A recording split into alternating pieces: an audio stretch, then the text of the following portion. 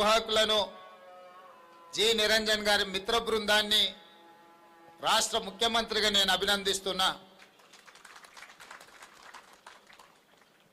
October 19 ప్రతి సంవత్సరం గత 35 సంవత్సరాల నుంచి నిర్వహిస్తూ ఈ దేశంలో శాంతి సామరస్యాన్ని కాపాడిన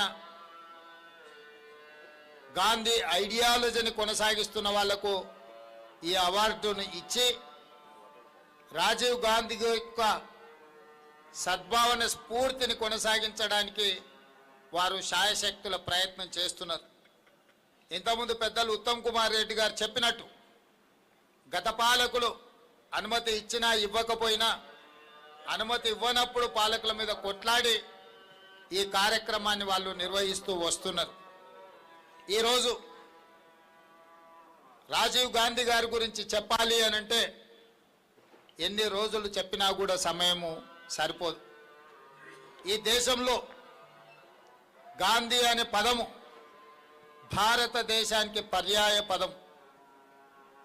భారతదేశంలో ఒక స్ఫూర్తి సాంప్రదాయము, అన్ని సమూహాల యొక్క కలయిక, అన్ని మతాల యొక్క సహజీవనము ఏ విధంగా స్ఫూర్తినిస్తుందో గాంధీ అనే పదము, గాంధీ కుటుంబం కూడా ఈ దేశానికి ఆ స్ఫూర్తినిచ్చింది.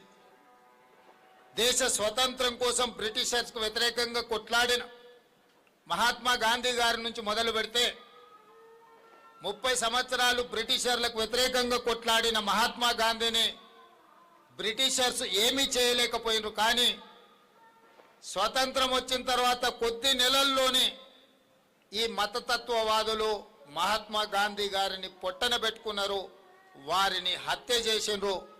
అంటే మహాత్మా గాంధీ గారిని హత్య చేసిన వాళ్ళు బ్రిటిషర్స్ కంటే కూడా ప్రమాదకరమైన వ్యక్తులు అని చెప్పి ఈరోజు మనము చర్చించుకోవాల్సిన అవసరం ఉన్నది. అదే